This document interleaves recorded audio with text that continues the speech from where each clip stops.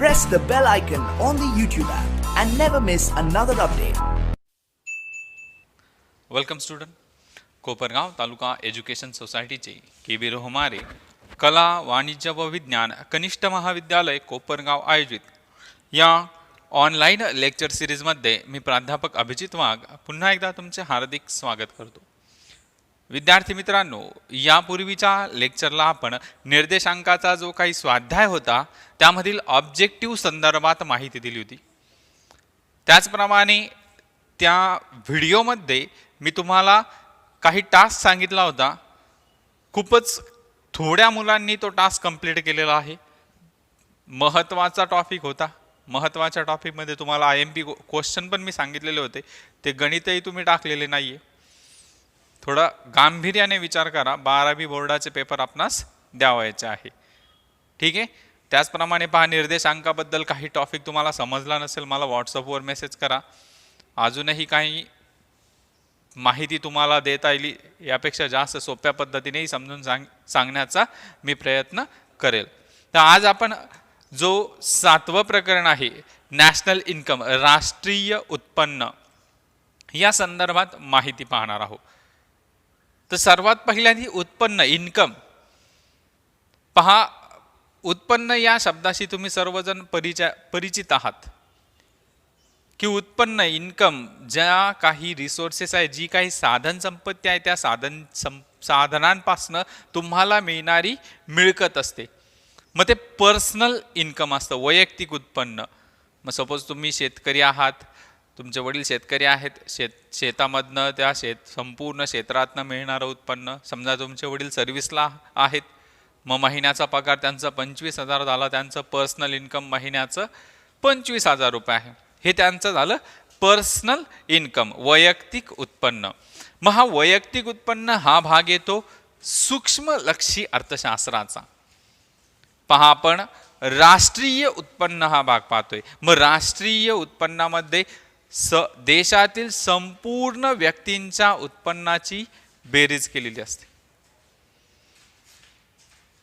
म्हणूनच पहा, राष्ट्रीय उत्पन्न हा जो भाग आहे तो समग्रलक्षी अर्थशास्त्राचा भाग येतो. वैयक्तिक उत्पन्न हा सूक्ष्मलक्षी अर्थशास्त्रामध्ये अभ्यासला जातो, तर राष्ट्रीय उत्पन्न हा टॉपिक समग्रलक्षी अर्थशास्त्रामध्ये अभ्यासला जातो. आता तसं पाहिलं तर उत्पन्न हा शब्द तुमच्या सर्वांच्याच परिचयाचा आहे. मग राष्ट्रीय उत्पन्न जर भारतात पहा 1949 मध्ये राष्ट्रीय उत्पन्न समितीची स्थापना करण्यात आलेली होती. मग सरकारने उत्पन्नाच्या नियमित संकलनाला सुरुवात केली की कायमस्वरूपी उत्पन्न काउंट केलं जात होतं. ज्या प्रकारे आपल्याकडे पहा जनगणना होत असते. मग त्यामध्ये दरडोई उत्पन्न कसं पर हेड इन्कम, त्याला पर हेड किंवा पर कॅपिटा इन्कम अशा स्वरूपाच्या कन्सेप्ट पुढे तुम्हाला शिकायच्या आहेत. मग दरडोई उत्पन्न म्हणजे प्रतिमानसी उत्पन्न. एक सिंपल कन्सेप्ट आहे पहा. प्रतिमानसी उत्पन्न, समजा तुमच्या घरामध्ये 4 व्यक्ती आहेत. 4 व्यक्तीपैकी 2 व्यक्ती कमवतात आणि 2 व्यक्ती त्या 2 व्यक्तींच्या कमाईवर जगतात. तर मग अशा वेळेस जर त्या 2 व्यक्तींचा पगार जर 50,000 रुपये असेल, पहा एका कुटुंबातील 2 व्यक्ती कमावणाऱ्या 2 व्यक्ती बसून खाणाऱ्या आहेत. आणि मग त्या 4ही व्यक्तींचं जर दरडोई उत्पन्न आपण विचारात घेतलं तर ते दरडोई उत्पन्न येतं 50,000 भागिले 4 म्हणजेच 12,500 रुपये प्रतिमानसी उत्पन्न. तर अशा प्रकारे हे प्रतिमानसी उत्पन्न हा जो टॉपिक आहे तो तुम्ही पुढे अभ्यासणारच आहात. मग आजच्या या लेक्चरला आपण काय पाहणार आहोत तर राष्ट्रीय उत्पन्न, नॅशनल इन्कम. पहा, आधुनिक अर्थव्यवस्था ही पैशावर आधारित आहे. सर्व काही वस्तू या पैशाच्या साहाय्याने खरेदी केल्या जातात. वस्तू आणि सेवांची खरेदी विक्री ही फक्त पैशाच्या स्वरूपात केली जाते. मग अशा प्रकारे जर सर्वच्या सर्व वस्तू या पैशाच्या साहाय्याने मोजल्या जात असतील तर पैशारूपी जे उत्पन्न आहे त्याला खूप महत्त्व प्राप्त झालेलं आहे. म्हणूनच पहा, राष्ट्रीय उत्पन्न ही जी कन्सेप्ट आहे ती अर्थव्यवस्थेच्या दृष्टीने खूप महत्त्वाची आहे. देशाचं जे राष्ट्रीय उत्पन्न आहे ते कशा प्रकारे काउंट करायचं, देशाच्या राष्ट्रीय उत्पन्नामध्ये कोणकोणत्या गोष्टींचा समावेश करायचा, कोणत्या गोष्टींचा समावेश करायचा नाही, या संपूर्ण बाबींसंबंधी माहिती आपणास या लेक्चरमध्ये पाहिजे आहे किंवा या प्रकरणात पाहिजे आहे. आजच्या या लेक्चरमध्ये आपण राष्ट्रीय उत्पन्नाच्या व्याख्या आणि राष्ट्रीय उत्पन्नाची वैशिष्ट्ये या संदर्भात थोडक्यात माहिती पाहणार आहोत. पहा, आता राष्ट्रीय उत्पन्नाच्या बऱ्याच काही व्याख्या करण्यात आलेल्या आहेत. त्यामध्ये सर्वात पहिली व्याख्या होती राष्ट्रीय उत्पन्न समिती. मग त्यामध्ये PC महानलोबिस यांच्या अध्यक्षतेखाली भारत सरकारद्वारे ऑगस्ट 1949 मध्ये नियुक्त केलेल्या राष्ट्रीय उत्पन्न समितीत प्राध्यापक DR गाडगीळ आणि डॉक्टर VKRV राव हे सदस्य होते. मग या सदस्यांनी राष्ट्रीय उत्पन्न काउंट करण्यासाठी एक राष्ट्रीय उत्पन्नाची व्याख्याच केलेली आहे. पहा, राष्ट्रीय उत्पन्न म्हणजे एखाद्या विशिष्ट कालखंडात निर्माण करण्यात आलेल्या वस्तू आणि सेवांची दुहेरी गणना होऊ न देता केलेले मोजमाप होय. पहा, परत एकदा व्याख्या रिपीट करतोय. राष्ट्रीय उत्पन्न म्हणजे एखाद्या विशिष्ट कालखंडात निर्माण करण्यात आलेल्या वस्तू आणि सेवांचे दुहेरी मोजदाद होऊ न देता केलेले मापन होय. तर ही आहे राष्ट्रीय उत्पन्न समितीची व्याख्या. पहा, पुन्हा एकदा रिपीट करतोय, तुम्हाला स्क्रीनवर पण दिसत आहे. राष्ट्रीय उत्पन्न म्हणजे एखाद्या विशिष्ट कालखंडात निर्माण करण्यात आलेल्या वस्तू आणि सेवा यांची पुनर्मोजदाद होऊ न देता करण्यात आलेले मापन होय. ज्या काही वस्तू आणि सेवा तयार केल्या आहेत त्या फक्त एकदाच काउंट करायच्या, फक्त एकदाच मोजायच्या, आणि म्हणजे पुन्हा पुन्हा त्याची मोजदाद नाही करायची. एक वस्तू बनवली, तिची मोजदाद एकदाच करणार, पुन्हा पुन्हा मोजदाद होऊ न देता त्याचे पैशात केलेले मापन, त्याला तुम्ही काय म्हणणार आहात? राष्ट्रीय उत्पन्न. त्यानंतर पहा, दुसरी व्याख्या सांगितलेली आहे प्राध्यापक AC पिगू. AC पिगू यांची व्याख्या पहा, इथे तुम्हाला स्क्रीनवर दिसत आहे. समाजाच्या वस्तुनिष्ठ उत्पन्नाच्या ज्या भागाची गणना पैशात करता येते त्याला राष्ट्रीय उत्पन्न असे म्हणतात. पहा, पुन्हा एकदा मी सांगतोय, समाजाच्या वस्तुनिष्ठ उत्पन्नाच्या ज्या भागाची पैशात मोजदाद करता येते असा भाग म्हणजे राष्ट्रीय उत्पन्न होय. म्हणजे वस्तुनिष्ठ उत्पन्न आहे, ज्या वस्तू आणि सेवा आहे की ज्या पैशात मोजल्या जातात, अशा सर्व सेवांचा समावेश कशात केलेला आहे?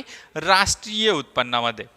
फॉर एक्झाम्पल पहा, आता तुम्ही आजारी पडला, डॉक्टरकडे गेला, डॉक्टरला फी दिली तुम्ही 100 रुपये. मग डॉक्टरच्या सेवेचं मूल्य कशात व्यक्त केलंय? तुम्ही पैशामध्ये व्यक्त केलंय. भूक लागली, दुकानामध्ये गेला तुम्ही, त्या दुकानदाराकडनं 10 रुपये देऊन बिस्किट पुडा खरेदी केला, म्हणजे त्या वस्तूचं मूल्य काय आहे? 10 रुपये. अशा बऱ्याच काही वस्तू आणि सेवा आहे ज्या पैशात तुम्ही काउंट करत असतात. ट्रॅव्हल करताय, ट्रॅव्हलसाठी पैसे खर्च करावे लागतात. मोबाईलनी कॉल केला तुम्ही, त्यासाठी सुद्धा पैसे खर्च करावे लागतात. मग या सर्व काय आहे? जो समाजाचा वस्तुनिष्ठ उत्पन्न आहे आणि ज्याची मोजदाद तुम्ही कशात करतात? पैशामध्ये करताय. पहा, पुन्हा एकदा प्राध्यापक AC पिगू यांची व्याख्या मी रिपीट करतोय. समाजाच्या वस्तुनिष्ठ उत्पन्नाच्या ज्या भागाची पैशात मोजदाद करता येते त्यास राष्ट्रीय उत्पन्न असे म्हणतात. ही आहे प्राध्यापक AC पिगू यांची व्याख्या. त्यानंतर पुढे पहा, प्राध्यापक आयर्विन फिशर यांनी एक व्याख्या केलेली आहे. राष्ट्रीय उत्पन्न म्हणजे एका वर्षाच्या कालावधीत राष्ट्राच्या निव्वळ उत्पन्नापैकी जो भाग प्रत्यक्षपणे उपभोगासाठी वापरला जातो किंवा उपभोगावर खर्च केला जातो त्यास राष्ट्रीय उत्पन्न असे म्हणतात. पहा, म्हणजेच जे आयर्विन फिशर आहे त्यांनी उपभोगाला प्राधान्य दिलेलं आहे की तुमचं जे उत्पन्न आहे ते तुम्ही किती प्रमाणावर खर्च करतात वस्तू आणि सेवा खरेदी करण्यासाठी. मग ते काय आहे? तुमचं कन्झम्पशन आहे, उपभोग आहे. पहा, तुम्हाला याआधी मी सांगितलं तुमच्या उत्पन्नाचं डिवायडेशन हे 2 गोष्टींमध्ये होत असतं. एक आहे कन्झम्पशन आणि एक आहे सेविंग. Y = C + S. उत्पन्न बरोबर उपभोग अधिक बचत. उत्पन्नाचा असा एक भाग जो उपभोगावर खर्च न होता बाजूला काढून ठेवला जातो किंवा भविष्यकालीन गरजा पूर्ण करण्यासाठी तो सुरक्षित ठेवला जातो, त्यास तुम्ही बचत म्हणतात. आणि उत्पन्नाचा खूप मोठा भाग तुम्ही काय करत असता, तुमच्या वर्तमानकालीन गरजा पूर्ण करण्यासाठी वस्तू आणि सेवांवर खर्च करत असतात, त्यालाच तुम्ही काय म्हणतात, उपभोग असे म्हणतात. म्हणूनच पहा, जे प्राध्यापक आयर्विन फिशर आहे त्यांनी एक व्याख्या केलेली आहे पहा, राष्ट्रीय उत्पन्न म्हणजे एका वर्षाच्या कालावधीत राष्ट्राच्या निव्वळ उत्पादनापैकी जो भाग प्रत्यक्षपणे उपभोगासाठी वापरला जातो त्यास राष्ट्रीय उत्पन्न असे म्हणतात, त्या भागास राष्ट्रीय उत्पन्न असे म्हणतात. तर या झाल्या व्याख्या. मग यावरच एक सिंपल एक डेफिनेशन आहे पहा राष्ट्रीय उत्पन्नाची. एका आर्थिक वर्षाच्या कालावधीमध्ये देशातील लोकांनी उत्पादित केलेल्या वस्तू आणि सेवा यांची पुनर्गणना न करता पैशात व्यक्त केलेले मूल्य म्हणजे राष्ट्रीय उत्पन्न होय. सिंपल डेफिनेशन आहे पहा, सर्वांची पाठच झाली पाहिजे. तुम्हाला डेफिनेशन स्क्रीनवर पण दिसते पहा. एका आर्थिक वर्षाच्या कालावधीमध्ये देशातील लोकांनी उत्पादित केलेल्या वस्तू आणि सेवा यांची पुनर्गणना न करता पैशात व्यक्त केलेले मूल्य म्हणजे राष्ट्रीय उत्पन्न होय. आता पहा, राष्ट्रीय उत्पन्न मापनाची ही जी व्याख्या आहे त्यात काय काय भाग हायलाइट केलेला आहे. सर्वात महत्त्वाचं एक फायनान्शियल इयर, आर्थिक वर्ष, विदिन अ फायनान्शियल इयर. मग आता आपलं वर्ष आर्थिक वर्ष होतं 1 एप्रिल ते 31 मार्च, हे आर्थिक वर्ष होतं. मग या वर्षामध्ये देशातील लोकांनी, कुणी, देशातील लोकांनी, संपूर्ण देशातील, आता आपल्या देशाची लोकसंख्या साधारणपणे 2011च्या जनगणनेनुसार 121.02 कोटी होती. आज ती जवळपास 135 कोटीच्या आसपास आहे. मग अशा या 135 कोटी देशातील सर्व व्यक्तींनी, 135 कोटी लोकसंख्या असणाऱ्या देशातील सर्व व्यक्तींनी एका वर्षामध्ये ज्या काही वस्तू आणि सेवा उत्पादित केलेल्या आहे त्यांची पुनर्गणना नाही, म्हणजे एक सेवा फक्त एकदाच मोजायची, पुनर्गणना न करता पैशात व्यक्त केलेले मूल्य. पहा, आपण पैशाचं एक महत्त्वाचं कार्य पाहिलं होतं की जे आहे राष्ट्रीय उत्पन्नाचे मापन, हे पैशाच्या सहाय्याने होत असते.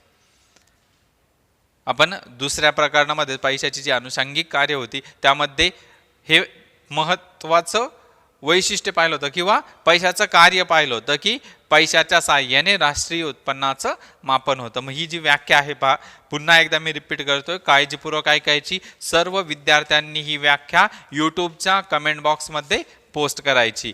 एका आर्थिक वर्षाच्या कालावधीमध्ये देशातील लोकांनी उत्पादित केलेल्या वस्तू आणि सेवा यांची पुनर्गणना न करता पैशात व्यक्त केलेले मूल्य म्हणजे राष्ट्रीय उत्पन्न होय.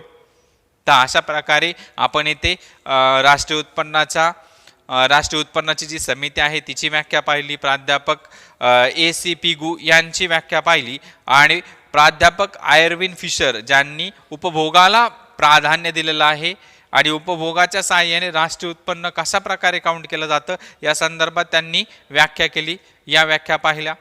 त्यानंतर आता आपण पाहणार आहोत राष्ट्रीय उत्पन्नाची वैशिष्ट्ये. सर्वात पहिला आहे पहा स्थूल आर्थिक संकल्पना. ही समग्र लक्ष्य अर्थशास्त्राची संकल्पना आहे, कारण की यात एका व्यक्तीच्या उत्पन्नाचा विचार नाही, देशातील सर्व व्यक्तींनी उत्पादित केलेल्या वस्तू आणि सेवांचं मूल्य विचारात घेतलेलं आहे. म्हणून पहा, ही सूक्ष्मची संकल्पना नाही, ही समग्रची संकल्पना आहे. म्हणूनच लक्षात ठेवा, राष्ट्रीय उत्पन्नाच्या वैशिष्ट्यामध्ये सर्वात पहिलं वैशिष्ट्य येतं स्थूल आर्थिक संकल्पना आहे. राष्ट्रीय उत्पन्न ही संपूर्ण व्यक्तींच्या उत्पन्नाचा विचार केला जातो. मग सूक्ष्मलक्षी संकल्पना कोणती आहे तर इंडिव्हिज्युअल इन्कम, वैयक्तिक उत्पन्न, ही काय आहे सूक्ष्मलक्षी संकल्पना. त्यानंतर पुढे पहा राष्ट्रीय उत्पादनात किंवा उत्पन्नात अंतिम वस्तू व सेवांचेच मूल्य समाविष्ट असते. म्हणजे ज्या फायनलाइज गुड्स आहे, ज्या वस्तू तयार होऊन बाजारात विक्रीसाठी गेल्या, फायनल गुड्स आहे, त्या वस्तूंचंच मूल्य राष्ट्रीय उत्पन्नात काउंट केलं जातं. ज्या प्रोसेसिंग किंवा प्रक्रिया होण्या अगोदरच्या वस्तूची किंमत आहे त्याचं मूल्य विचारात घेतलं नाही जात, तर फायनल वस्तूचा जो फायनल प्राइस आहे, म्हणजे कापसाचं उत्पन्न विचारात घेण्याऐवजी त्या कापसापासून जे कापड तयार झालेलं आहे त्या कापडाचं उत्पन्न इथे महत्त्वाचं ठरतं. म्हणजे ज्या अंतिम वस्तू आहे आणि अंतिम सेवा आहे यांचाच समावेश राष्ट्रीय उत्पन्नामध्ये केला जातो. त्यानंतर पहा निव्वळ समग्र मूल्य. आता राष्ट्रीय उत्पन्नात उत्पादित वस्तू आणि सेवांच्या निव्वळ मूल्याचा समावेश आहे. मग त्यामध्ये घसारा, जो डेप्रिसिएशन म्हणतो आपण त्याला, घसाऱ्याचा समावेश राष्ट्रीय उत्पन्नामध्ये केला जात नाही. त्याचबरोबर पहा आता भांडवली वस्तू आहे, मग भांडवली वस्तूंची जर झीज झाली मग त्यासाठी तुम्हाला काही खर्च करावा लागत असतो, त्याचा समावेश राष्ट्रीय उत्पन्नात केला जात नाही. घसारा किंवा जे डेप्रिसिएशन आहे त्याचाही समावेश राष्ट्रीय उत्पन्नात केला जात आहे. निव्वळ वस्तू आणि सेवांचाच समावेश राष्ट्रीय किंवा निव्वळ समग्र मूल्याचा समावेश राष्ट्रीय उत्पन्नात केला जातो. त्यानंतर पहा विदेशी निव्वळ उत्पन्न. मग विदेशी निव्वळ उत्पन्न काय आहे? Export minus import. निर्यातीमधनं आयात वजा केली. आता निर्यात केल्यामुळं आपल्या देशातल्या वस्तू विदेशाला पाठवल्या, मग त्यामुळं होणार काय आहे? आपल्याला परकीय चलन मिळणार आहे. आणि आयात केल्यामुळं आपलं चलन कुठं जाणार आहे? आयात काय कन्सेप्ट आहे? विदेशातून वस्तू आपल्या देशात मागवायच्या, त्या बदल्यात आपल्याला आपल्या देशाचं चलन विदेशाला द्यावं लागतं.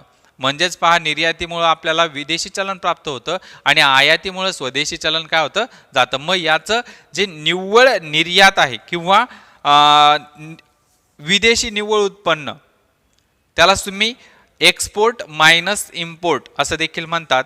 आणि याचाच समावेश, निव्वळ उत्पन्नाचा समावेश राष्ट्रीय उत्पन्नात केला जातो. म्हणजे व्यापारापासून तुम्हाला प्रॉफिट होतोय की लॉस होतोय हे पाहिलं जातं. प्रॉफिट होत असेल तर प्लसमध्ये, म्हणजे प्रॉफिट म्हणजे काय असणार? जर तुमची निर्यात जास्त आहे आयातीपेक्षा, त्यावेळेस तुम्हाला काय होणार? व्यापारापासून नफा मिळणार. आणि जर तुमच्या निर्यातीपेक्षा आयात जास्त असेल तर तुम्हाला व्यापारापासून तोटा होणार.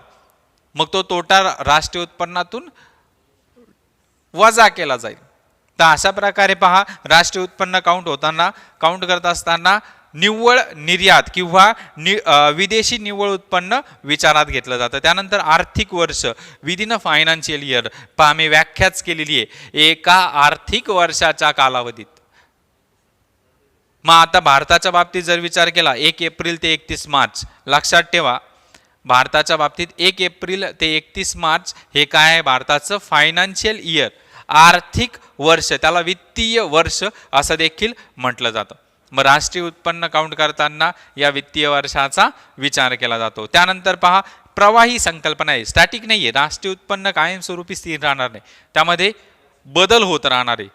प्रत्येक आर्थिक वर्षामध्ये राष्ट्रीय उत्पन्न पहा, नैसर्गिक परिस्थिती चांगली असेल, देशाचं उत्पादन प्रोडक्शन जर वाढलं तर राष्ट्रीय उत्पन्न काय होणार आहे? नक्कीच वाढणार आहे. परंतु नैसर्गिक परिस्थिती, काही प्रतिकूल परिस्थिती असेल तर अशा परिस्थितीमध्ये राष्ट्रीय उत्पन्न काय होणार आहे?